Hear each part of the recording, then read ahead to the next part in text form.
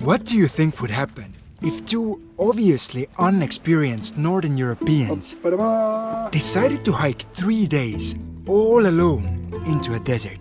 To survive this, we need to be a team, but we've been arguing for the last 30 minutes. This is way harder than expected. Is that the fucking scorpion? Growing up in pretty much the greenest part of the world, I've always been fascinated about desert. Compared to the lakes and forests found in my home, it just seems like such an alien concept that there are parts of our world that are simply made out of sand. And so, ever since I was 16 years old and first time wrote down the 100 goals and dreams I want to accomplish in my life, visiting a desert and learning to survive there was one of those goals.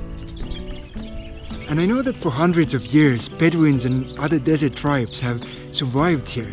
But I guess what interests me even more is if a overly comfortable, modern, first world citizen like myself, or maybe even you, could also handle the hardships and dangers of a true desert. Well, you can most likely understand how excited we were when, while visiting Muscat, the capital city of Oman, we heard from a local travel guide, Juma, that such desert trips in this country are actually possible to make.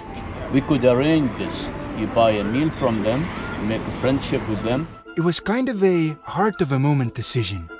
Just an hour or so later, we found ourselves in a supermarket. Do we have to take water?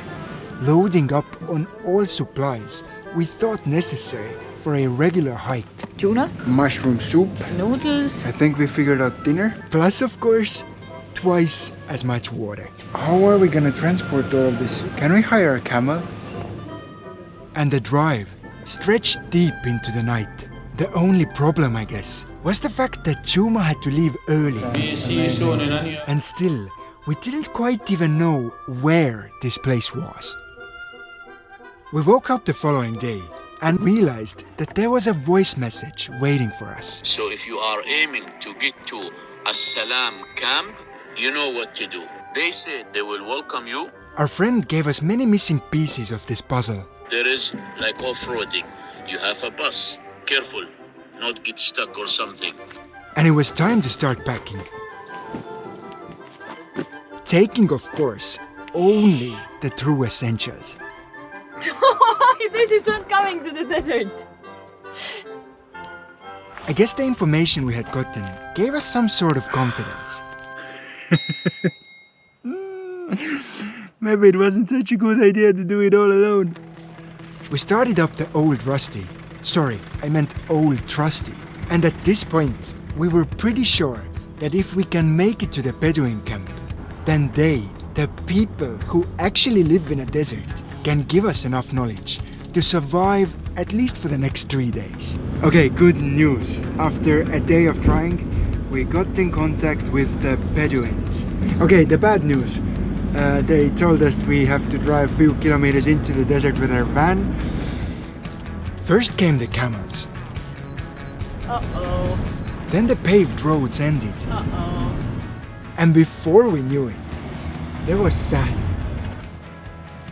Turns out the only thing our oversized van has in common with the desert is its color.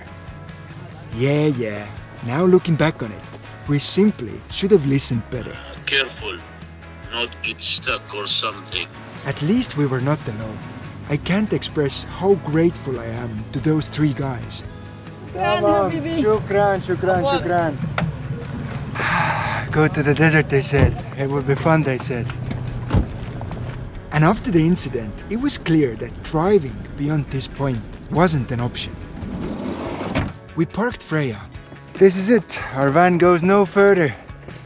And from now on, it's just us and the sand. And in less than an hour of walking on the desert sands, we were there. The Bedouin camp. This place was pretty, much more like a hotel than a rough desert camp in our opinion. Very beautiful tent. And well, that's exactly what it was. Turns out for decades now, Bedouins have lived in the nearby villages. And such camps now are mostly for tourists who want to spend a few nights away from the city lights. Everyone here was kind. The ladies greeted us with some dates, some fruit. Looks very yummy. But as we were waiting for our last proper meal to be prepared, the stress was building up. Starting to think it was a little bit stupid idea. We felt anxious and sort of devastated. Yes, the people here were super nice, but in no way could they teach us the essentials it took to survive here. At least the dinner was amazing. And at this point of time, I was desperate for any information. Do you have any advice for us? Is there scorpions? What should we do? What should we avoid? Also, if you sleep, you can't sleep in the place.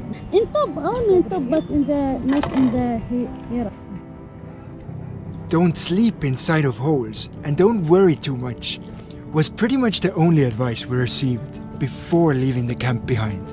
Okay, the main part of our adventure just started, but we are already behind schedule. So I guess first night we're gonna have to hike into the darkness. Was it scary? Yes. Were we stupid? Most probably. But one thing for certain, it was also extremely beautiful. Such a good feeling when you're doing a hike and suddenly you don't see anything that's man-made. We've left the valley behind, and from now on, it's just us. We hiked many hours deep into the night.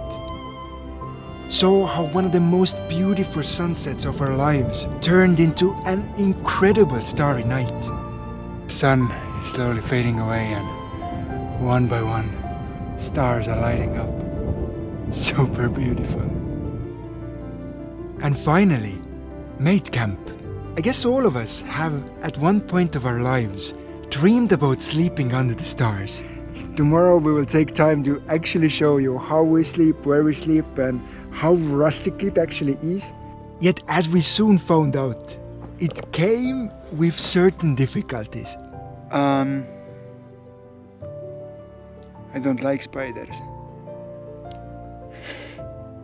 Why is there spiders everywhere? How many are there? Oh, if we would only have known that those guys here were nothing compared to what was waiting for us on the following night. I would hardly call it sleeping, but I guess I could say that we stayed in bed quite late. And when we finally decided to get up, there was more than one surprise waiting for us. First things first, it definitely was not the best night of my life. Yeah, I guess some of them were really not so surprising. I think it was more like just like sleeping on the airport floor. Like when we got to sleep, it was very warm. But in the middle of the night, it got a little bit colder. I think like 5 hours in or something. But others I would never have even guessed about. All the plants are full of droplets of water. And our clothes and everything are quite wet as well. I really didn't know that in the night desert gets so wet. So after the necessary morning rituals, this here is our lifeline. We had a quick breakfast. Pre-boiled eggs and pre-made sandwiches. And Bree, the awesome girlfriend. Packed our still quite wet camp together. And suddenly understood that there was one more thing that we really didn't think about beforehand. The more and more I look around, the more I see that cooking dinner is gonna be such a huge problem. Just small greens, shrubs, no wood.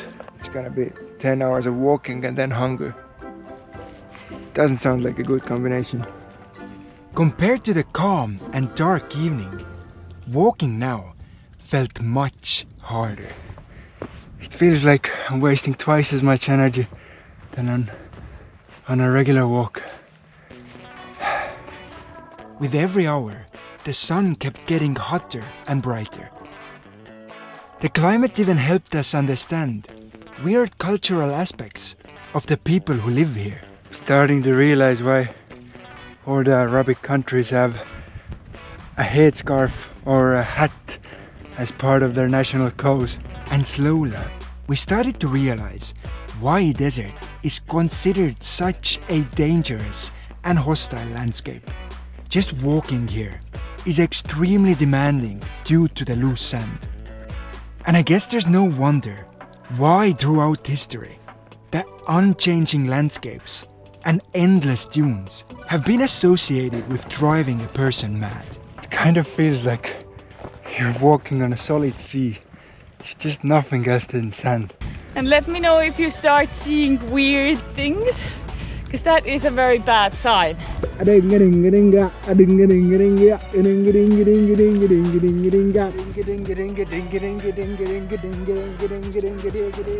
losing it!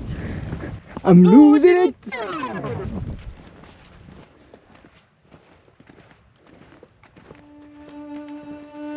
By lunchtime, we were so exhausted, in fact, that both of us pretty much just passed out on the sand for about 30 minutes. We just laid down for a second to take a rest, and both of us passed out. Luckily the ground was so hard that you couldn't sleep for a long time, so we woke up pretty soon, but still funny. With every step, we wandered further from the nearest village, and it was obvious that fatigue combined with heat is not a good combination. Small random things like a candy wrap were enough to trigger anxiety. I'm just wondering, do we have any escape routes if something happened to us here, where there's desert all around? What would happen? I thought my backup plan was bringing a doctor with me. But what if something happens to me? Why didn't you bring a doctor with you? And after hours of walking, we still had not seen a single thing to build our campfire out of. Have you seen any wood around? Nah, 10 kilometers back there was some. Nah, this guy is alive. Can't burn this. It was a huge blessing when in the afternoon the sun again started to sink lower. Not only was it cooler, but we also started to notice few signs of life. First it was a lone bird with hauntingly beautiful song.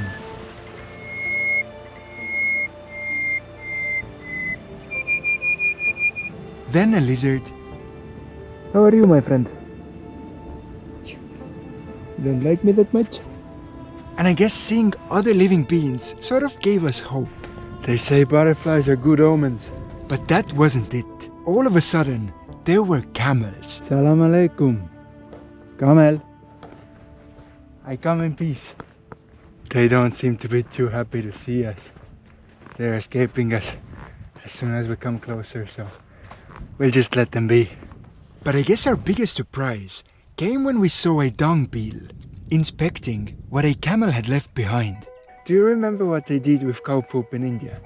They built houses out of it. No, they took it and they slapped it on the wall to dry it. And why did they need the dry poop? Build houses? To cook their food. To cook their food. And camels, they're pretty much like desert cows, right? So, desert cow poop for dinner? This might be our solution. Because we've seen camel poop everywhere. It kind of felt like finally we had a proper plan. And after another hour or so, there's still a few hours of sunlight left. But I think we're gonna start looking for a camp. We found the perfect place. Those two bushes just look too good not to use them. And the main part of our camp are two beds. Our sleeping situation consisted of 2 pillows and 2 yoga mats. Which in theory sounded like a good idea. We thought the sand was gonna be soft. Like when you go on a beach, you step in it and you sink down. But the reality? It's not quite like concrete, but it's like wood. Like it's strong and hard. Back pain, here we come again. Then we literally spent 15 minutes in the desert, picking up poop. I even managed to find small, very, very small dry pieces of wood. I'm really hoping that they will be the ones that light the poop up. Making it burn somehow was the only chance we had to actually eat that night. What do you have? Can you just pour them on around here? Show us what you have been up to. Obviously pleased with myself.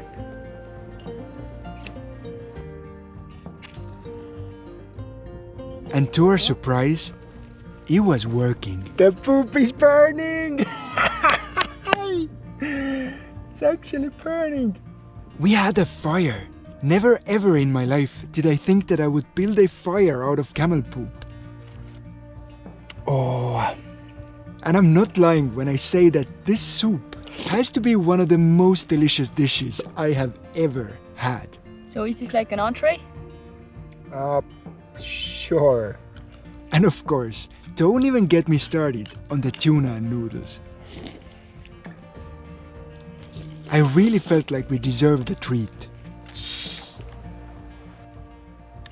What was that sound? You know what's that sound? What have you done? Well, I guess in many ways, I really am a sort of weird person. And for the third course of our dinner, we have with us some candy that is shaped like Coca-Cola bottles. I'm not addicted, I just like the taste. That's what they say about cocaine. It was undoubtedly a beautiful evening. And seeing such beauty kind of made us hope that maybe now our hardships were behind us. Yet, as you can probably guess, as the sun went down, our problems only just begun. As we closed our eyes to get some long-deserved sleep, I felt something moving next to me. Is that the scorpion? We were utterly scared. Is that the fucking scorpion? Then why is it in our bed? Yes, it didn't have a stinger, but the shape and the number of legs clearly belonged to a scorpion. It's like the fear of the unknown. By the way, if anybody actually knows what it was, please let me know in the comments. Quite obviously, it was hard to find sleep after so much excitement. It was one of the longest nights of my life. We had a mouse visiting us for about 5 times. The mouse came every 30 minutes. And when you're sleeping, you're not very bright to sort of hide the trash bag somehow so it couldn't get access to it. It got cold and there's nowhere to go. You're just waiting for the sun to rise to start warming you up.